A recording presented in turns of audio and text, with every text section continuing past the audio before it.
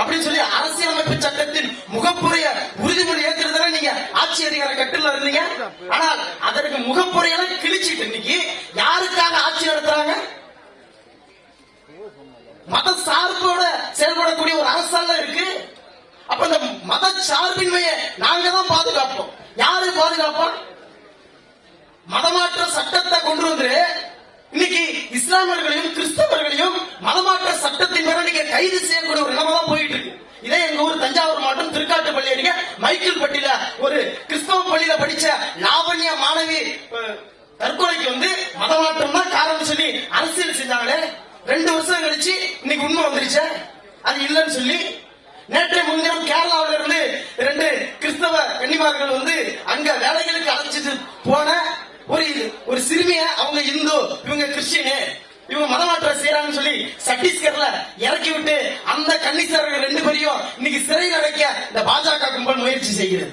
ஆகவே எல்லா இடங்களிலும் கிறிஸ்தவர்களுக்கு எதிராக இஸ்லாமியர்களுக்கு எதிராக தொடர்ச்சியாக செயல்பட்டுக் கொண்டிருக்கிறார்கள். ஆகவே அதற்கு எதிரான ஒரு வலுவான போராட்டத்தை நாம் முன்னெடுக்க வேண்டும். தமிழ்நாட்டில் தென் மாவட்டங்கள் ஒரு பெரிய பிரச்சனை, அதே ஈக்குவலா இன்னைக்கு நாடாளுமன்றத்தில் ஒரு பெரிய பிரச்சனையா இருக்கு.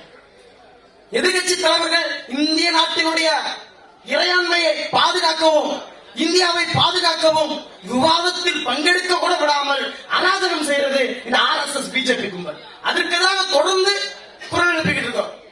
அண்ணன் கூட மேக்சிமம் போராட்ட காலத்தில் யார்கிட்ட ஒரு ப்ளீஸ் ப்ளீஸ் சொன்ன இதை நான் பார்த்தது இல்லை. அவர் சொன்ன இடம் ப்ளீஸ் அந்த இடம் தான். ஏன் எங்களுடைய மக்களுக்கான கருத்தை நாங்கள் வலுவாக முன்வைக்க வேண்டும். அந்த தளத்தில் நாங்கள் முன்வைக்க வேண்டும் சொன்னா அந்த இடத்துல சொல்ல வேண்டிய கடமை இருக்கு. பேச விடாமல் இன்னைக்கு தடுக்கிறார்கள் RSS பிஜேபி கும்பல்கள். ஆகவே எங்கெல்லாம் எங்களை பேச விடாமல் நீங்கள் தகர்த்தாலும் சரி, ஏனென்று சொன்னால் பிறப்பிலிருந்து இந்த அண்ணா உட்கார்ந்துருக்காருல அவர் வந்து அவர் காலம் கடந்த காலத்திலிருந்து எல்லா இடங்களிலும் தவிர்க்கப்பட்ட இன்னைக்கு வந்து எல்லா இடத்திலும் தவிர்க்கப்பட்டுக்கிட்டே இருந்தாங்க. இன்னைக்கு தமிழ்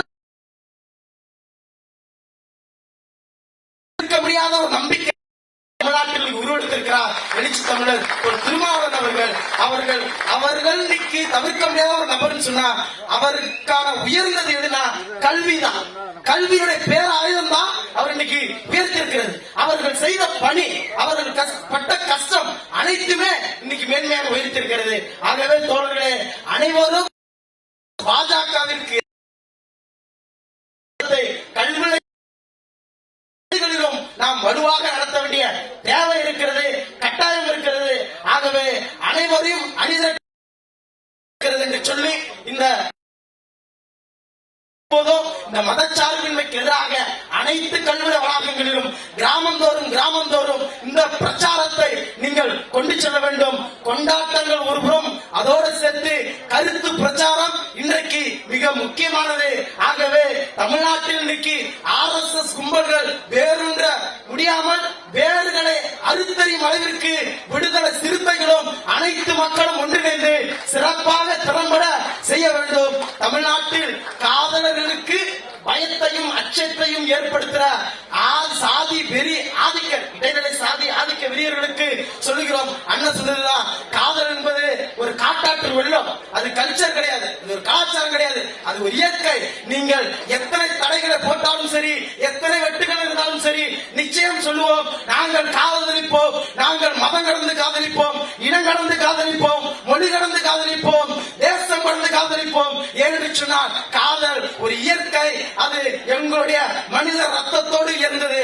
ஆகவே நாங்கள் காதலிப்போம், சமத்துவத்தை உருவாக்க நாங்கள் காதலிப்போம், மத சார்பின்மையை பாதுகாக்க நாங்கள் காதலிப்போம் என்று சொல்லி இந்திய தேசத்தையும் இந்திய ஒட்டுமொத்த மக்களையும் பாதுகாக்க அனைவரும் அணிதிரள வேண்டும். ஒரு நம்பிக்கை நட்சத்திரமாக இன்றைக்கு தமிழ்நாட்டில் ஒரு வலுவான கூட்டணி அமைந்திருக்கிறது. இந்த RSS சங் பரிவார கும்பலுக்கு எதிராக அந்த கூட்டணிக்கு வலு சேர்க்கும் அளவிற்கு அனைவரும் சிறப்பாக திறம்பட செயல்பட வேண்டும் என்பதை கேட்டுக்கொண்டு எனது சிற்றுரையை நிறைவு செய்கிறேன். நன்றி, வணக்கம்.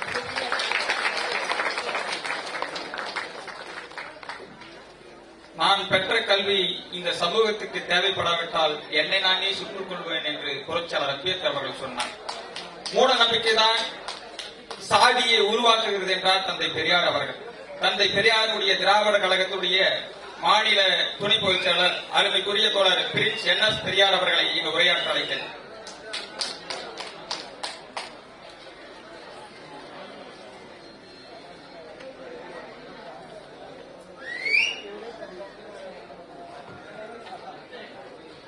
முற்போக்கு மாணவர் கழகத்தின் சார்பில் ஒருங்கிணைக்கப்பட்டிருக்கிற மதச்சார்பின்மை காப்போம் என்கிற மிக முக்கியமான பொறுமையிலான கருத்தரங்கத்தில் பங்கேற்றிருக்கிற பெருமக்கள் அனைவருக்கும் அன்பான வணக்கத்தினை தெரிவித்துக் கொள்கிறேன்.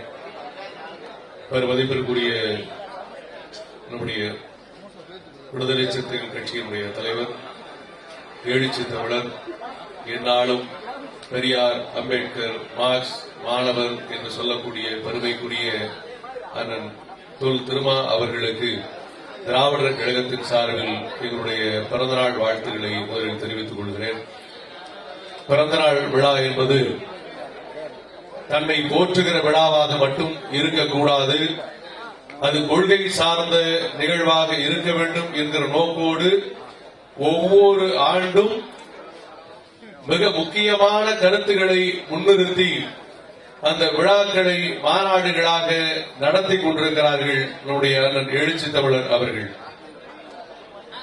சனாதனத்தை வீழ்த்த, பாசிசத்தை வீழ்த்த, மதச்சார்பின்மையை காக்க ஒவ்வொரு காலகட்டத்திலும் எழுப்ப வேண்டிய முக்கிய பிரச்சனைகளை சரியாக எழுப்பக்கூடியவராக, அவற்றை தீர்வை நோக்கி நகர்த்தக்கூடியவராக நம்முடைய எழுச்சி தமிழர் அவர்கள் இருந்து கொண்டிருக்கிறார்கள். இன்றைக்கு மதச்சார்பின்மையை காப்போம் என்கிற இந்த தலைப்பு இந்தியா முழுமைக்கும் எப்படி தேவைப்படுகிறது என்றால், அருமை தோழர்களே, வடநாட்டில் இன்றைக்கு கன்வர் யாத்திரை என்கிற பெயரில் தொடர்ந்து யாத்திரை நடந்து கொண்டிருக்கிறது. நம்ம ஊர்ல கோயிலுக்கு போற இடங்கள்ல பல இதை பார்த்திருப்போம்.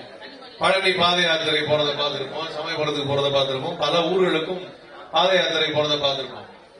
அப்படியானது அல்ல அந்த கன்வர் யாத்திரை. எந்த இடத்தில் இஸ்லாமியர்கள் சாலைகளிலே அவருடைய வணக்கங்களை, இறை வணக்கங்களை செலுத்தினார்களோ, அதற்காக தாக்கப்பட்டார்களோ, அதே இடத்துல குடிசை போட்ட மாதிரி கூடாரம் போட்டு இவர்கள் அமர்ந்திருக்கிறார்கள். காவல்துறை அவர்களுடைய கால்களை பிடித்து அழுத்திக் கொண்டிருக்கிறது, அவர்களுக்கு வேண்டிய உபசரணைகளை செய்து கொண்டிருக்கிறது.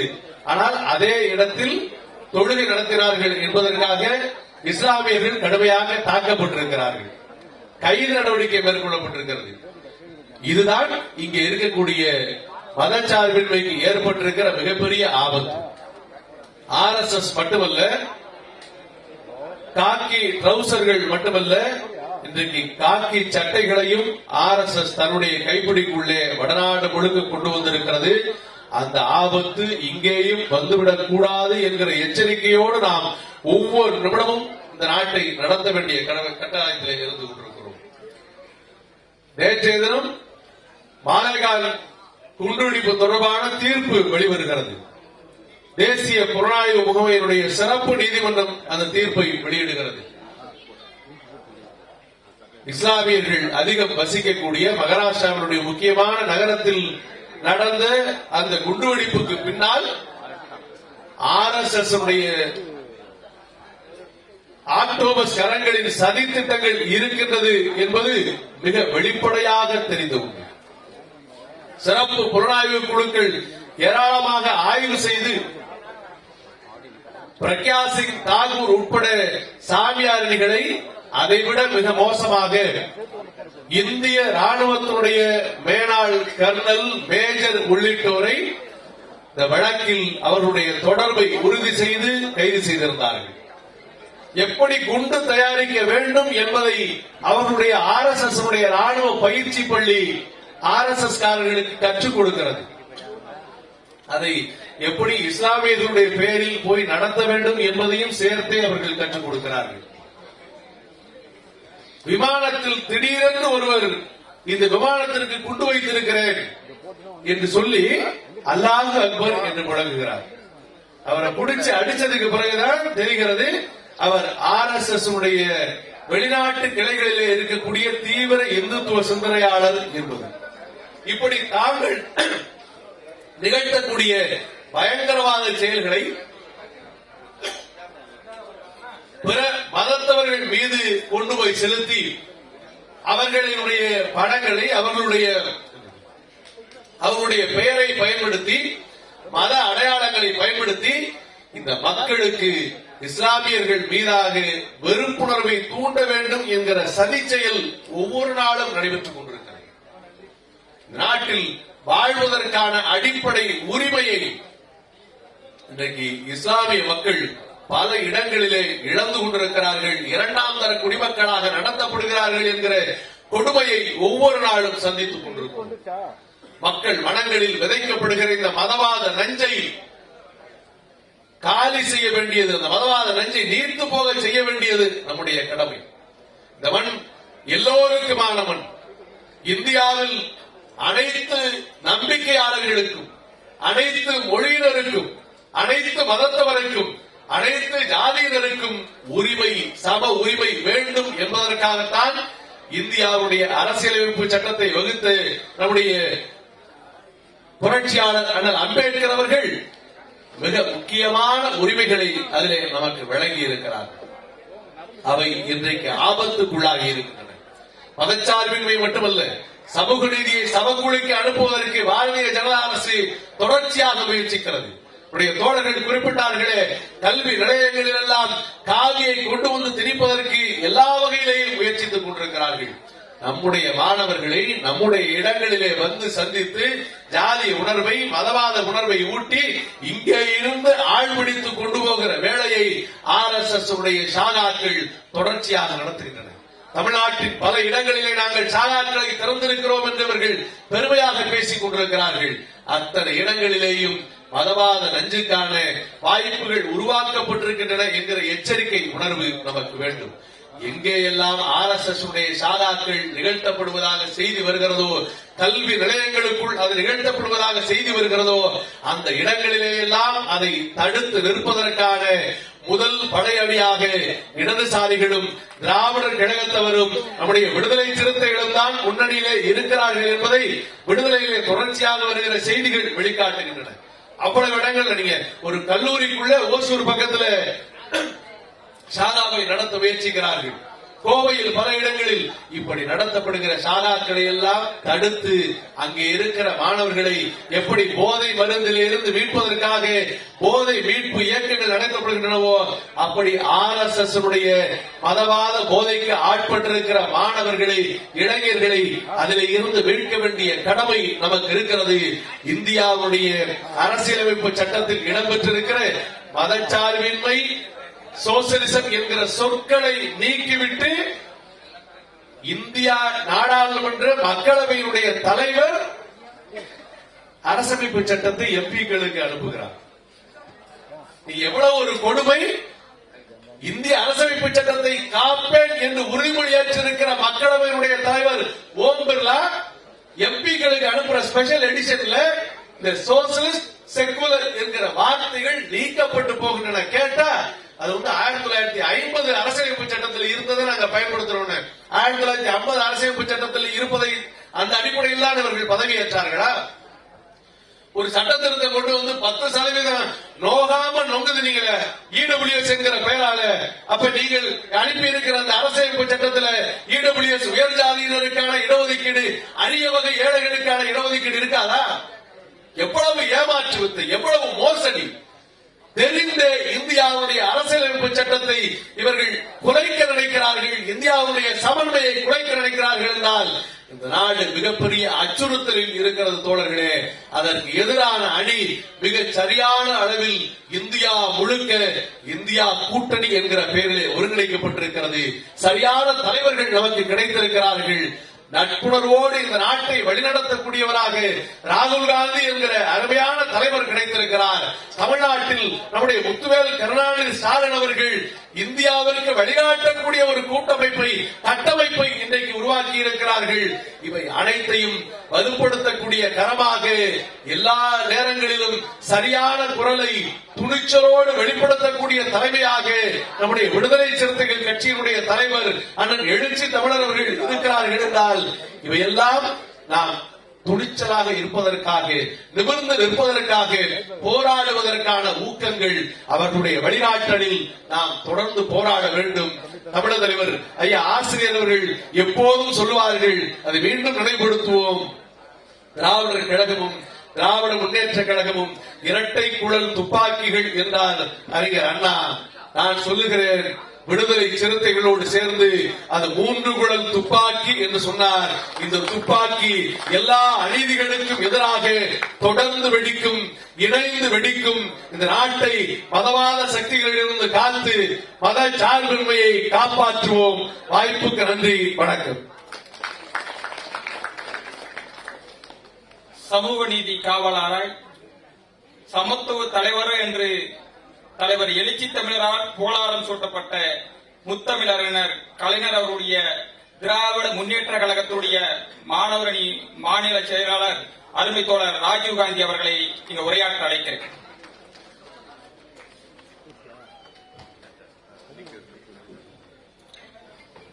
இந்திய அரசியலில் முன் எப்போதும் இல்லாத அளவிற்கு அரசியல் சட்டத்தின் மீது உறுதி எடுத்து அந்த அரசியல் சட்டத்தையே காலில் போட்டு மிதித்து தாக்குதல் நடத்துகிற ஒரு கொடூர ஆட்சி இந்தியாவின் பாராளுமன்றத்தை ஆளுகிற போது, இந்தியாவின் இதயமாக இருக்கிற மதச்சார்பின்மைங்கிற அந்த அடையாளத்தை உடைக்க நினைக்கிற போது, அதை கருத்துருவாக்கி அந்த கருத்துரிமையின்பால் தனது தோழர்களுக்கும் தொண்டர்களுக்கும் தமிழ்நாட்டு மக்களுக்கும் மதச்சார்பின்மை காப்போம் என்கிற தலைப்பில் தன் அகவை தினத்தை கொண்டாடுகிற மதிப்புக்குரிய தமிழ்நாட்டுடைய சமூக நீதியின் சொத்து, ஒரு மரியாதைக்குரிய எழுச்சி தமிழர் அண்ணன் தொல் திருமாவளவன் உள்ளிட்ட மாணவ அமைப்பின் தோழர்களுக்கும் விடுதலை சிறுத்தைகளுடைய தோழர்களுக்கும் என்னுடைய புரட்சிகரமான வணக்கத்தை தெரிவித்துக் கொண்டு, ஒவ்வொரு நாட்டுக்கும் அரசியல் சட்டம் எழுதுகிற போது, நாட்டின் எல்லைகளை குறிக்கிற போது இதுதான் எல்லை என்று வரையறை செய்வார்கள். இந்த நாட்டுக்குள் யார் குடியுரிமை வர வேண்டும் என்று வரையறை செய்கிற போது குடியுரிமையை வரையறை செய்வார்கள். இந்த நாட்டுடைய அரசியல் சட்டம் எப்படி எழுதப்பட வேண்டும் என்று சொல்லும்போது பாராளுமன்றம் சட்டமன்றத்துடைய அதிகார எல்லைகளையும் வரையறை செய்வார்கள். அதுபோல் நீதி பரிபால அமைப்புகளையும் வரையறை செய்வார்கள். அப்படி வரையறுக்கிற போது இந்த நாட்டுடைய மதம் எது, அரச மதம் என்று வரையறுக்கிற போது, உலக நாடுகளில் பல்வேறு நாடுகள் இந்த நாட்டுடைய அரச மதம் கிறிஸ்தவ மதம் என்றும், பல்வேறு நாடுகள் இந்த நாட்டுடைய அரச மதம் இஸ்லாமிய மதம் என்றும், பல்வேறு நாடுகள் இந்த நாட்டுடைய அரச மதம் புத்த மதம் என்று வரையறை செய்தது. ஒரு சில நாடுகள் இந்த நாட்டுடைய அரச மதம் இந்து மதம் என்றும் வரையறை செய்தது. அந்த கோரிக்கையை அரசியல் சட்டத்தை வரையறை செய்த பார்ப்பனர்கள் முன்னிலை துணித்த போது, அதை வலியுறுத்திய போது புரட்சியாளர் அண்ணா அம்பேத்கர் சொன்னார், இந்த நாடு எந்த மதத்துக்கும் சொந்தமான நாடு அல்ல, அதற்கு மாறாக பல்வேறு நம்பிக்கைகளை, பல்வேறு வழிபாட்டு தலங்களை, பல்வேறு மொழிகளை, பல்வேறு பண்பாடுகளை கொண்டிருக்கிற இந்தியா என்கிற நாடு வேற்றுமையில் ஒற்றுமை கொண்ட நாடு. இந்த நாடு ஒரு மதச்சார்பை நாடாக இருக்கும், எந்த மதங்களையும் சாராத ஒரு மதச்சார்பை நாடாக இருக்கும் என்று அறிவித்தார். அன்று அமைதியாக மௌனமாக வெளியே சொல்ல முடியாத போர்வைக்கு ஒளிந்து கொண்ட உயர்குடி மக்கள் என்று தங்களை தாங்களே அழைத்துக் கொள்கிற ஒரு மன இயக்கத்துக்கு உள்ளாயிருக்கிற RSS கும்பல் இந்த நாட்டின் அரசியல் சட்டத்தின் மீது தாக்குதல் நடத்துவதற்காக இப்போது ஆட்சி அதிகாரம் தங்கள் கையில் இருக்கிற போது, எந்த அண்ணல் அம்பேத்கர் அவர்களால் பாதுகாக்கப்பட்டதோ அந்த மதச்சார்பின் மீது தாக்குதல் நடத்துகிறார்கள். அதற்கு அவர்கள் அண்ணல் அம்பேத்கரின் பெயரையே பயன்படுத்துகிறார்கள். அண்ணன் அம்பேத்கர் அவர்கள் எழுதிய போது அரசியல் சட்டத்தில் மதச்சார்பின்மைங்கிற வார்த்தை இல்லை, அதனால் நாங்கள் அந்த மதச்சார்பின்மையை எதிர்க்கிறோம் என்று ஆடு நனைகிறது என்று ஓனாய் கவலைப்படுகிற கதையாய் அண்ணன் அம்பேத்கர் மீது RSS கும்பல் கவலைப்படுகிறது. RSS கும்பல் சொல்கிறது, அண்ணன் அம்பேத்கர் எழுதிய போது இந்த ஒரிஜினல் டிராப்ட் என்று சொல்கிற உண்மையாக எழுதப்பட்ட அரசியல் சட்டத்தில் மதச்சார்பின்மைங்கிற வார்த்தை இல்லை, எனவே இப்போது வேண்டாம் என்கிறார்கள். நாங்கள் அதைத்தான் சொல்கிறோம். அண்ணன் அம்பேத்கர் அவர்கள் எழுதிய அரசியல் சட்டத்தின் மீது எண்ணிலடங்காத விவாதங்கள், பிரதிவாதங்கள், தர்க்கங்கள் நடந்தது. அந்த தர்க்கத்தின் முடிவில் தான் அந்த இடத்தில் எந்த இடத்திலும் ஹிந்து என்கிற வார்த்தை இல்லை, பாரத் என்கிற வார்த்தை ஒரே ஒரு இடத்தில் தான் இருக்கிறது. 323 இடத்தில் இந்தியா என்கிற வார்த்தை இருக்கிறது. ஆனால் இந்தியா என்கிற சொல்லை பயன்படுத்த முடியாமல் நீங்கள் மீண்டும் பாரத் என்று பயன்படுத்துகிறீர்கள். இந்து என்ற வார்த்தை இல்லாத அரசியல் சட்டத்தை ஒரு இந்துத்துவ அரசியல் சட்டமாக மாற்ற முனைகிற போது தெற்கே இருந்து எழுந்திருக்கிற முக்கியமான குரலாக அண்ணன் தொல் திருமான் அவர்களுடைய குரல் இருக்கிறது. அந்த குரலுக்கு வலு சேர்க்கிற முயற்சியாக மதச்சார்பற்ற முற்போக்கு கூட்டணியுடைய தலைவராக இருக்கக்கூடிய தமிழ்நாட்டுடைய முதலமைச்சர் எங்கள் தலைவர் முத்துவேல் கருணாநிதி ஸ்டாலினுடைய கரத்தை வலுப்படுத்தியிருக்கிற நீங்கள் எப்போதும் பல்லாண்டு வாழ வேண்டும். அன்பு கொண்ட தோழர்களே, மாணவர்களுடைய தோழர்களே, மிக முக்கியமான ஒரு நெருக்கடிக்கு உள்ளாயிருக்கிறோம். ஐஐடி என்றால் தோழர்கள் எப்போதும் எழுதுவார்கள், கவிதைகள் எழுதுவார்கள், அதில் கருத்து மாற்றுக்கத்தை தாண்டி அது ஐயங்கார் ஐயர் ஐடியாக இருக்கிறதே, டெக்னாலஜியாக இருக்கிறது எழுதுவார்கள். அது சட்டத்தில் ஒரு விதியை கொண்டு வந்திருக்கிறார்கள். நேற்று முன்தினம் ஒரு அறிவிப்பு வந்திருக்கிறது. அது எந்த பத்திரிகையிலும் பிரதான பத்திரிகை வரவில்லை. RSS உடைய ஆர்கனைசர் பத்திரிகையில் மட்டும் ஒரு கட்டுரை வடிவாக வந்திருக்கிறது. அந்த கட்டுரை வடிவ சொல்கிறது, நம் பிள்ளைகள் எல்லாம் ஐஐடி சேர்க்க வேண்டும் என்றால் JEE படியுங்கள் என்று, ஜாயிண்ட் என்ட்ரன்ஸ் எக்ஸாம் படியுங்கள் என்று பிள்ளைகளை நாம் வளர்த்துக் கொண்டிருக்கிறோம். ஆனால் அவன் சொல்கிறான், நீங்கள் ஐஐடி படிக்க வேண்டும் என்றால் JEE எழுத வேண்டாம், அதற்கு மாறாக மொட்டை அடித்துக் கொண்டு குடுமி வைத்துக் கொண்டு உடம்பில் பூணூல் போட்டுக் கொண்டு குருகுலத்தில் ஏதோ ஒரு ஊரில் நீங்கள் படித்திருந்தால் இனிமேல் ஐஐடிக்கு போய் பட்டம் பெறலாம். அந்த பட்டம் பெறுவதற்கு சேதுபவ வித்வான் யோஜனா என்ற திட்டத்தை கொண்டு வந்திருக்கான். அந்த சேதுபந்த் வித்வான் யோஜனா திட்டம், யாராவது ஒருவர் குருகுல கல்வியில் கல்வி பயின்ற பிராமணர், இந்தியாவில் குருகுல கல்வியில் வேதத்தை கற்றுக்கொள்வதற்கு பிராமணர்களை தவிர மற்றவர்களுக்கு அனுமதி இல்லை. பழக்க வழக்க சட்டத்தின்படி ஒரு பிற்படுத்தப்பட்டவரோ மிகவும் பிற்படுத்தப்பட்டவரோ இல்ல முன்னேறிய சாதியோ குருகுல கல்வியை படித்தால் அது தீட்டு என்று பழக்க வழக்க சட்டம் சொல்கிறது. அந்த பழக்க வழக்க சட்டத்தின்படி கஸ்டமரேஸ் லா படி ஒரு குருகுல கல்வியில் படிக்கிற பிராமண மாணவர் எந்த JEE எழுதாமல் எந்த டிகிரியும் முடிக்காமல் 11, 12 இந்திய கல்வி சட்டத்தில் வராத எந்த ஸ்கூல் எஜுகேஷனை முடிக்காமல் இனிமேல் இந்தியாவில் எந்த ஐஐடியில் போய் அவர் பட்டம் படிக்கலாம். பட்டம் படித்தால் அவருக்கு ஒரு மாதத்திற்கு 60,000 ரூபாய் சம்பளத்தை மோடி அரசு கொடுக்கிறது. அதோடு இல்லாமல் பட்டம் முடித்துவிட்டு வெளியே போகிற போது 2 லட்சம் ரூபாய் பெலோசிப்பையும் கொடுக்கிறோம் என்று சொல்லி இந்த நாட்டின் கல்வியின் மீது ஒரு தாக்குதலை புதிய கல்விக் கொள்கை என்று சொல்லிருக்கிற நியூ எஜுகேஷன் பாலிசியின்படி இந்தியாவில் இருக்கிற எல்லா ஐஐடிகளிலும் இனிமேல் குடுமி போட்டிருக்கிற பூணூல் போட்டிருக்கிற பிராமணர்கள் எந்த தேர்வையும் எழுத தேவையில்லை, நேரடியாக உள்ளே நுழையலாம் என்று ஒரு பயங்கரவாத தாக்குதலை மோடி அரசு நடத்தியிருக்கிறது. இது மிகவும் வன்மையாக கண்டிக்கத்தக்கது மட்டுமல்ல, இது ஒட்டுமொத்த இந்திய மக்கள் மீது 97 விழுக்காடு வாழ்கிற நான் பிராமணர்களாக வாழ்கிற பார்ப்பன அல்லாத மக்கள் மீது நடத்தப்படுகிற ஒரு கொலைவெறி தாக்குதல். இந்த கொலைவெறி தாக்குதலை இங்க இருக்கிற FSO என்று அழைக்கப்படுகிற தமிழ்நாடு மாணவர்களுடைய இந்த கூட்டமைப்பு வன்மையாக கண்டிக்கிறது. புரட்சியாளர் பெரும் மரியாதைக்குரிய அண்ணன் திருமாவளவன் அவர்களுடைய பிறந்த நாளில் நாங்கள் உங்களுக்கு ஒன்றை சொல்ல விரும்புகிறோம். அன்னை தமிழ் இருக்கும் வரை, தமிழ்நாட்டில் சமூக நீதி என்கிற சொல்லாடல் இருக்கும் வரை நாம் உங்களுடைய புகழ் வாழட்டும். இங்கு நாம் எல்லோருக்கும் ஒரு கூற்று இருக்கும். நாம் எவ்வளவுதான் மொழியால் ஒற்றுமைப்பட்டாலும் நிறத்தால் ஒற்றுமைப்பட்டாலும் சாதி என்கிற அந்த ஆணவம் தலைக்கேறி இருக்கிறது.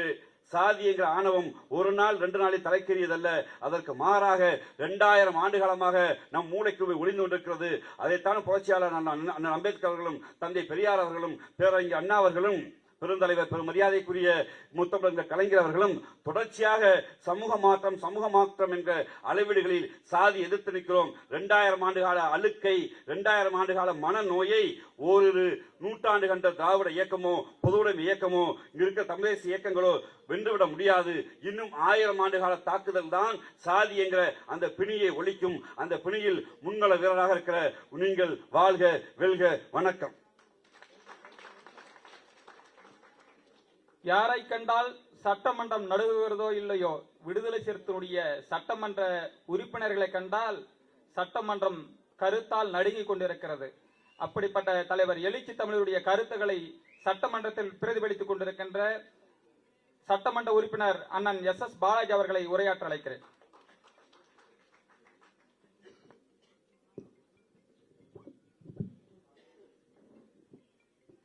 விடுதலை சிறுத்தைகள் கட்சியின் முற்போக்கு மாணவர் கழகம் ஒருங்கிணைத்திருக்கக்கூடிய மதசார்பின்மை காப்போம் என்கின்ற கருத்தரங்கத்தினுடைய தலைவர்,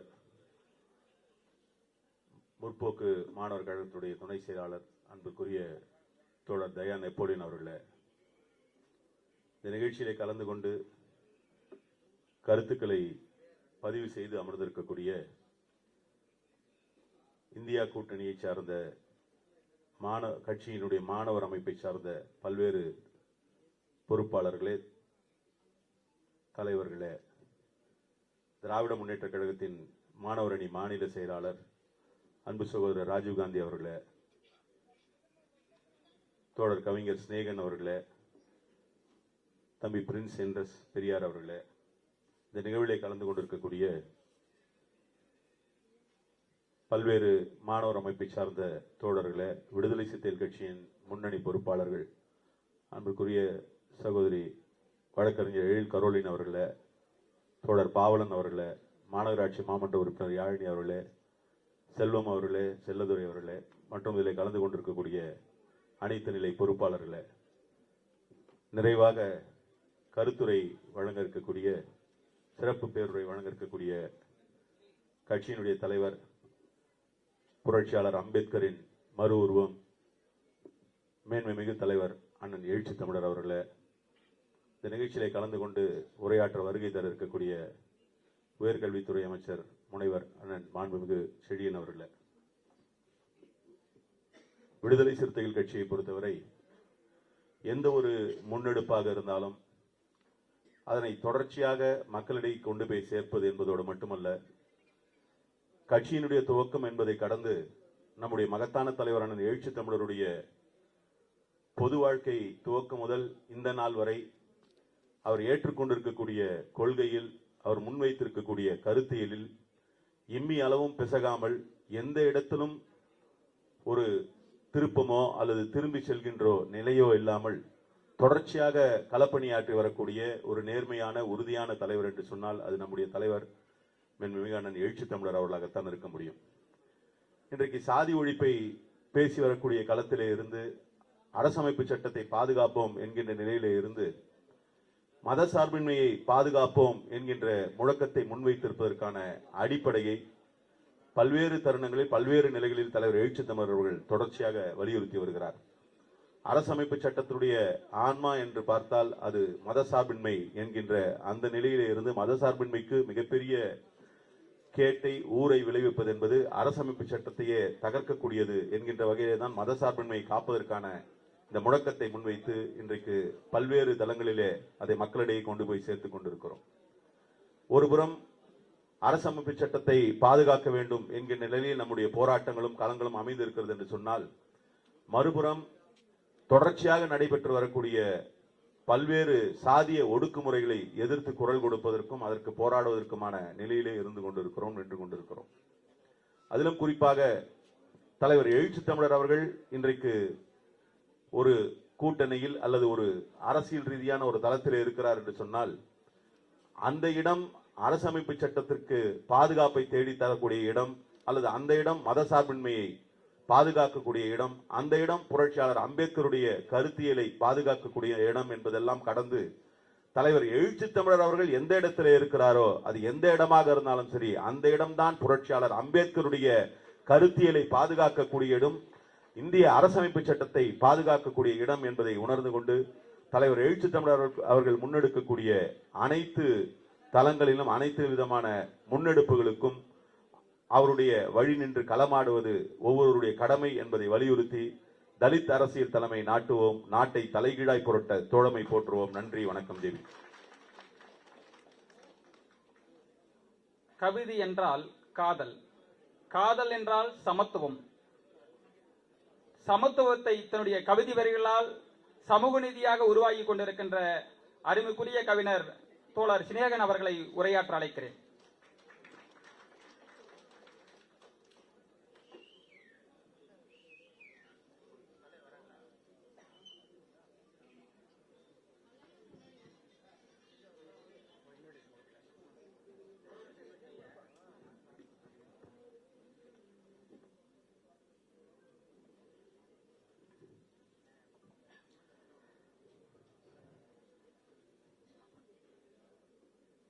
காலம் கருதி அவைக்கும் சபைக்கும் என்னுடைய முதற்க நன்றிகளையும் வணக்கத்தையும் தெரிவித்துக் கொள்வதோடு, விடுதலை சிறுத்தைகள் கட்சியின் முற்போக்கு மாணவர் கழகம் ஏற்பாடு செய்திருக்கும் எழுச்சி தமிழரின் இந்த அகவை திருநாளின் தொடக்க நாளாக இந்த ஆகத்து 1 இங்கே ஏற்பாடு செய்திருக்கும் அனைத்து மாணவ தலைவர்களுக்கும் என்னுடைய நன்றிகளையும் வாழ்த்துக்களையும் தெரிவித்துக் கொள்வதோடு ஒரு அறிவார்ந்த மேடையில் நிற்கிறேன் என்கின்ற ஒரு பெருமிதம் எனக்குள் இருக்கிறது. நண்பர்களே, சில மேடைகள் மட்டும்தான் நாம் அமர்ந்திருக்கும் பொழுதே ஒரு அடையாளத்தை கொடுக்கும். அந்த மேடையாகத்தான் அண்ணன் திருமா அவர்களோடு அமர்ந்திருக்கின்ற இந்த மேடையை நான் பார்க்கிறேன். எனக்கு முன்பு பேசிய மாணவ தலைவர்களும் கூட்டணி கட்சி மாணவ பொறுப்பாளர் மாநில செயலாளர்களும் மிக ஆளுமையோடு இந்த மதச்சார்பின்மையை பற்றி இங்கே உங்கள் முன்பு எடுத்து வைத்திருந்திருக்கிறார்கள். இங்கே பேசிய பல பேர் ஒரு நூலை எல்லோருமே மேற்கோளி காட்டியிருந்தார்கள். நண்பர்களே, அமைப்பாய் திரள்வோம் என்ற அண்ணன் திருமா அவர்களுடைய நூலைத்தான் மேற்கோளாக காட்டியிருந்தார்கள். எனக்கு என்னமோ அந்த நூல் வந்த பிறகுதான் மாணவ சமுதாயமும் இளைய சமுதாயமும் ஒன்றிணைந்து அமைப்பாய் திரண்டு இருக்கிறதோ இந்த அரங்கத்தில் என்று தோன்றுகிறோம். இந்த விழா தொடக்கத்திலிருந்து நான் பேசுவதை விட, நீங்கள் பேசியதை விட, மற்றவர்கள் பேசியதை விட இந்த விழாவின் அமைப்பை நான் உற்று கவனித்துக் கொண்டே இருக்கிறேன். நண்பர்களே, ஒரு தலைவன் இப்படியெல்லாம் இருக்க முடியுமா என்ற ஒரு ஆச்சரியம் எனக்கு தோன்றிக் கொண்டே இருக்கிறது. ஒரு அதிகாரத்துக்கு வந்த பிறகு ஒரு தலைவன் எப்படி தன்னை சுற்றி ஒரு சூழலை அமைத்துக் கொள்கிறார்கள் என்பதை நாம் எல்லோரும் பார்த்து கொண்டுதான் இருக்கிறோம். இன்னும் தன் குடும்பத்து பிள்ளைகளை எப்படி ஒருங்கிணைத்து எப்படி வழிநடத்த வேண்டும் என்பதை முனைப்பாக ஒரு குடும்ப தலைவராக, ஒரு சமூகத்தின் தலைவராக, ஒரு சமுதாயத்தின் தலைவராக அவர் இன்னும் இதிலிருந்து விலகாமல் உங்களோடு நான் ஒருவன் என்கின்ற ஒரு ஆளுமையை தனக்குள் வைத்து கொண்டிருந்தாலும் அதை எங்கெல்லாம் அழகாக வழிநடத்த வேண்டும் என்பதை அண்ணன் திருமா அவர்களுடைய ஒவ்வொரு செயலையும் நான் கவனித்துக் கொண்டிருக்கிறேன். நண்பர்களே, அண்ணன் திருமா அவர்களை எனக்கு நீண்ட நெடிய காலமாக தெரியும். என்னுடைய மூத்த சகோதரனாகத்தான் அவரை இதுவரைக்கும் பார்த்து கொண்டிருக்கிறேன். அண்ணன் மா நடராஜன் மூலியமாக எனக்கு அறிமுகமானவர் அண்ணன் திருமா அவர்கள். அவர் இடத்தில் வைத்து இன்று வரைக்கும் பார்க்கிறேன். நான் அவ்வப்போது பார்த்து ஆச்சரியப்படுகிற தலைவர்களில் முதலிடத்தில் இருப்பவர் அண்ணன் திருமா அவர்கள். காரணம், மேடைக்காக பேசிவிட்டு கைதட்டு வாங்கிட்டு போகிற அந்த வரிசையில் எனது பெயர் இருக்காது. காரணம், உண்மையை பேசியே நிறைய விமர்சனங்களை வாங்கினவனாக இருந்தாலும் கவலைப்படாமல் சொல்கிறேன், ஆச்சரியப்படும் தலைவர்களில் அண்ணன் திருமா மட்டும்தான் இருக்கிறார். காரணம், ஒரு தலைவன் தானே பிறந்து விட முடியாது. பிறக்கும் போதே ஒருவன் தலைவனாக பிறந்து விட முடியாது. காலம் தான் ஒரு தலைவனை உருவாக்குகிறது. நீண்ட நெடிய காலம். நான் எழுதிய ஒரு கவிதை வரிதான் எனக்கு ஞாபகம் வருகிறது. நத்தை முதுகில் நான் ஏறி நாடு கடந்து வந்தேனோ என்று ஒரு மிகப்பெரிய கவிதை தொடர் எழுதியிருந்தேன். இந்த இடத்துக்கு அண்ணன் திருமா அவர்கள் அமர்வதற்கு அவரை இலகுவாக ஒரு திரைப்படம் மாதிரி 3 மணி நேரத்தில் வந்து அமர்ந்து விடவில்லை. ஏதோ ஒரு திரைப்படத்தில் ஒரே பாட்டில் பணக்காரனாவது போல கனவு கண்டு முடியவில்லை. இந்த அரங்கத்தில், இந்த அவையில், இந்த நாற்காலில் அமர்வதற்காக அவர் இழந்தது அதிகம், அவமானப்பட்டது அதிகம், புறக்கணிக்கப்பட்டது அதிகம், புறந்தள்ளியது அதிகம். அவ்வளவையும் சகித்துக் கொண்டு ஒரு மனிதன் நத்தை போல நகர்ந்து நகர்ந்து இந்த இடத்துக்கு வந்து இன்னும் தன் சார்ந்த மக்களை வழிநடத்துகிற அந்த பொறுப்புணர்வு இருக்கு இல்லையா, இதுதான் நம்ம தலைவனுக்கான முதல் தகுதியே. இந்த தகுதியை பார்ப்பது ஆச்சரியமாக இருக்கிறது. எவ்வளவு புறக்கணிப்பு, எவ்வளவு போராட்டம், எவ்வளவு அவமானம், எவ்வளவு விமர்சனங்கள், அவர் மீது எரியப்பட்ட விமர்சனங்களும் அவர் மீது தள்ளப்பட்ட புறக்கணிப்புகளையும் செய்தால் இமயமலை சிறிதாக தோன்றியிருக்கும், அவ்வளவு இருந்திருக்கும்.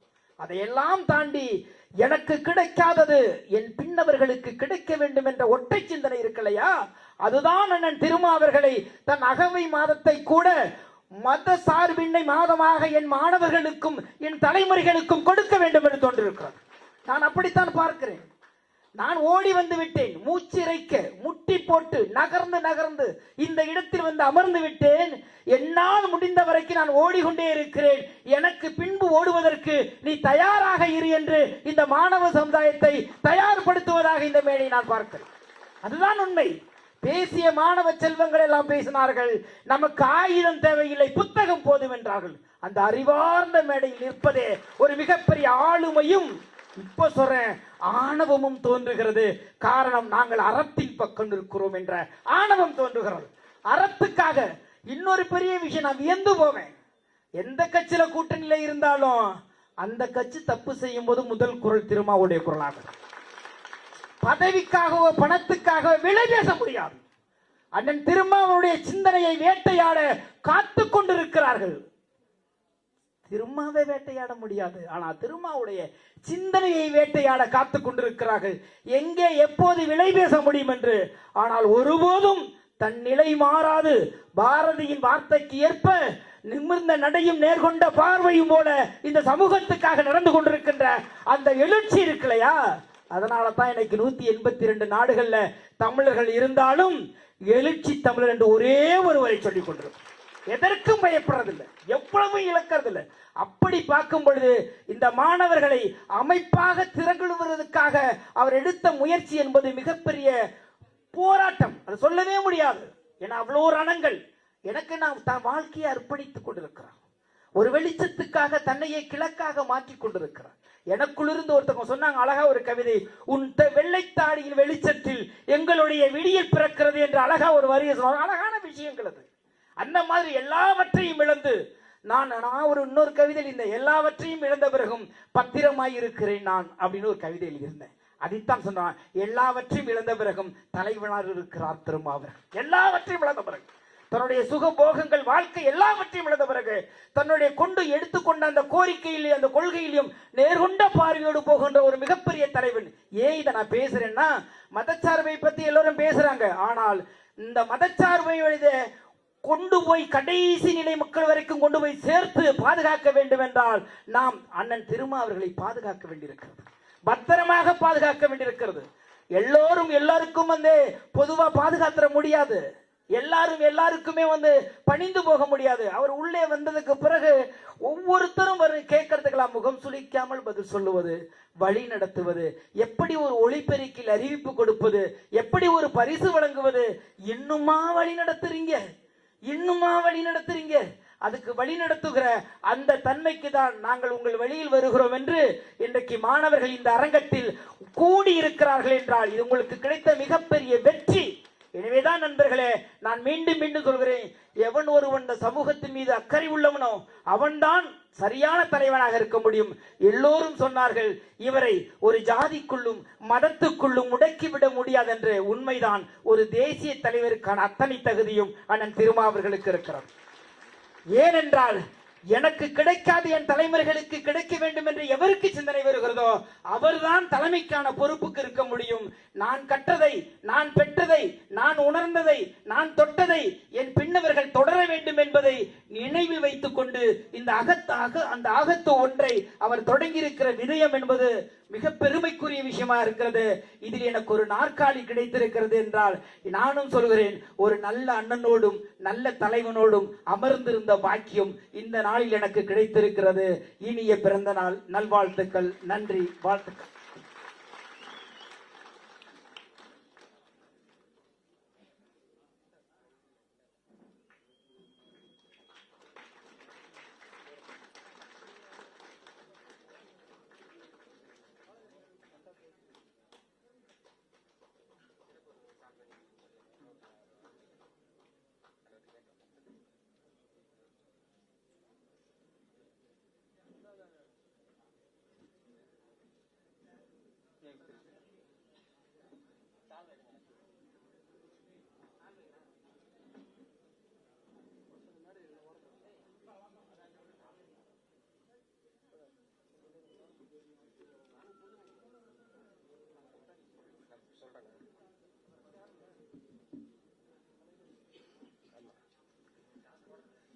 மதச்சார்பின்மை காப்போம் கருத்தரங்கத்திற்கு வருகை தந்திருக்கிற நம்முடைய சிறப்பு அழைப்பாளர்களுக்கு தலைவர் எழுச்சிதம் அவர்கள் சால்வை அணிவித்து சிறப்பிப்பார்.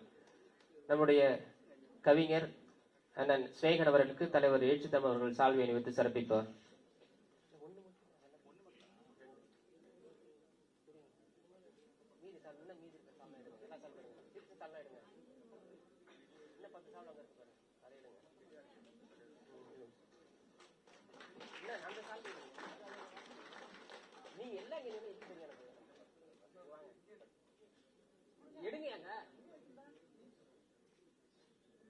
திமுகவினுடைய மாணவர் அணி மாநில செயலாளர் அருமை சகோதரர் ராஜீவ்காந்தி அவர்களுக்கு தலைவர் எழுச்சிதம் அவர்கள் சால்வை அணிவிப்பார்.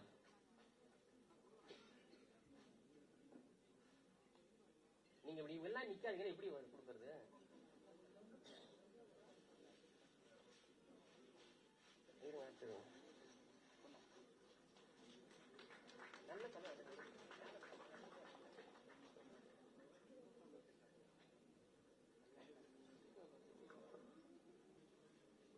தமிழ்நாடு மாணவர் காங்கிரஸ் மாநில தலைவர் மா சின்னத்தம்பி அவர்களுக்கு எழுச்சிதம் அவர்கள் சால்வை அணிவிப்பார்.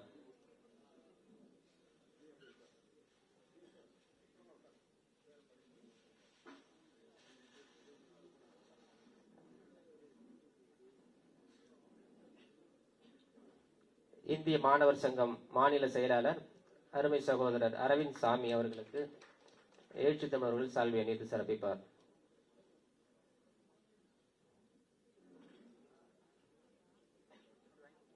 சால்வை என்ன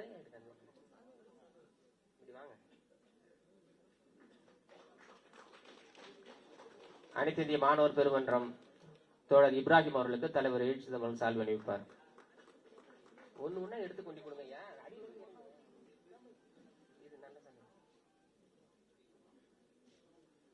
திராவிட மாணவர் கழக மாணவர் அணி மாநில செயலாளர் செந்தூர் பாண்டி அவர்களுக்கு தலைவர் அவர்கள் சால்வை அணிவிப்பார். நீங்க உங்களுக்கு கொடுத்த கூடி வாங்க. மாநில பொருளாளர் சமூக நீதி மாணவர் இயக்கம் அப்துல் அஜீஸ் அவர்களுக்கு தலைவர் அவர்கள் சால்வை அணிவிப்பார்.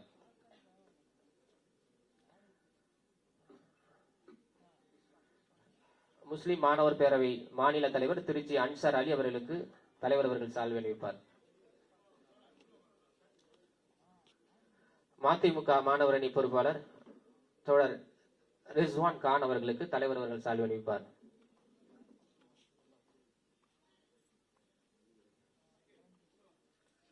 மாணவர் இந்தியாவுடைய மாநில தலைவர் முகமது பைசல் அவர்களுக்கு தலைவர் சால்வை அணிவிப்பார்.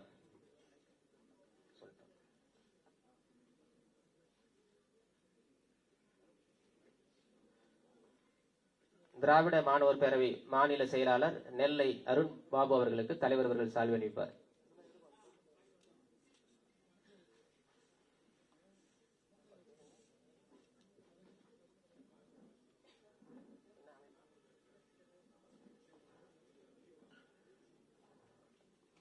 புரட்சிகர மாணவர் இளைஞர் முன்னணியுடைய மாநில பொறுப்பாளர் மணியரசன் அவர்களுக்கு தலைவர் சால்வை அணிவிப்பார்.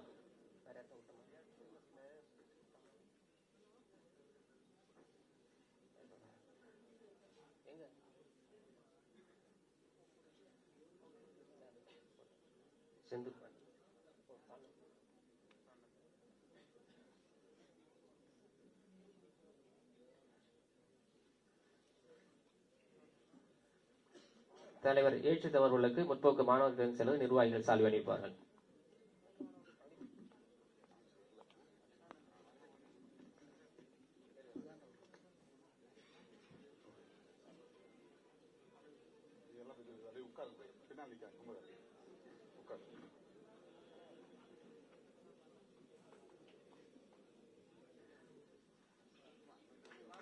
உலக தமிழர்களுடைய எழுச்சி தமிழரே, இந்தியாவின் சமத்துவ தலைமையே, சனாதனத்தை வேறறுக்க வந்த புத்த மகானி, புரட்சியாளரின் எழுச்சியாளரே, மாணவர்களின் மாண்புமிகு தலைவரே, நாங்கள் மகா புத்தரை கண்டதில்லை, புரட்சியாளர் அம்பேத்கரை கண்டதில்லை, தந்தை பெரியாரை கண்டதில்லை. இதோ உங்களை இப்போது நாங்கள் காண்கிறோம். அனைத்து உருவமாய் வாருங்கள், எங்களோடு எழுச்சியுரையாற்ற தலைவர் எழுச்சி தமிழர் அவர்களை எழுச்சியுரையாற்ற அழைக்கிறேன்.